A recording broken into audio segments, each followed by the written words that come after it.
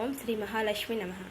Hi friends, లక్ష్మీదేవిని ఎలా పూజిస్తే మీకు ఐశ్వర్యం కలుగుతుందో ఈ వీడియోలో చెబుతున్నాను.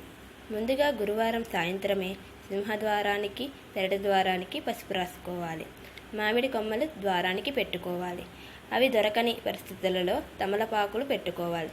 శుక్రవారం తెల్లవారుజామునే ఎరుపు, తెలుపు, పసుపు పుష్పాలతో సేకరించుకోవాలి. మీకు వీలైతే మారేడు దళాలు, తులసీ దళాలను లక్ష్మీదేవికి అత్యంత ప్రీతికరమైనవి అవైనా తీసుకోవచ్చును. పూజా సామాగ్రిని శుభ్రం చేసుకోవాలి. ముందుగా ఆచమ్యం చేసి నువ్వుల నూనెతో కానీ, కొబ్బరి నూనెతో కానీ, ఆవు నెయ్యితో కానీ దీపం వెలిగించాలి. దీపానికి గంధం, కుంకుమ బొట్టు పెట్టాలి. దీపానికి పూలు, అక్షింతలు వేసి నమస్కరించుకోవాలి.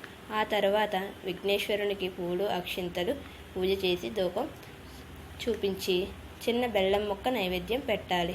ఆ తరువాత లక్ష్మీదేవి చిత్రపటానికి కానీ, విగ్రహానికి కానీ కుంకుమ పూలతో అలంకరించి లక్ష్మీ అష్టోత్తరం శతనామావళి చదవాలి. మన దగ్గర పుష్పాలతో అమ్మవారికి అర్చన చేయాలి. ఆవు పాలతో తయారు చేసిన ఏ నైవేద్యమైనా లక్ష్మీదేవికి సమర్పించాలి. ఎందుకంటే అమ్మవారు క్షీరసాగరంలో పుట్టింది కాబట్టి.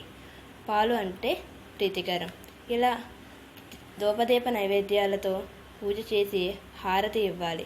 ఇలా ఎవరైతే అమ్మవారికి పూజ చేస్తారో వాళ్ళకి సిరి సంపదలు వర్ధిల్లుతాయి. ఈ వీడియో కనుక మీకు నచ్చినట్లయితే లైక్ కొట్టండి, షేర్ చేయండి.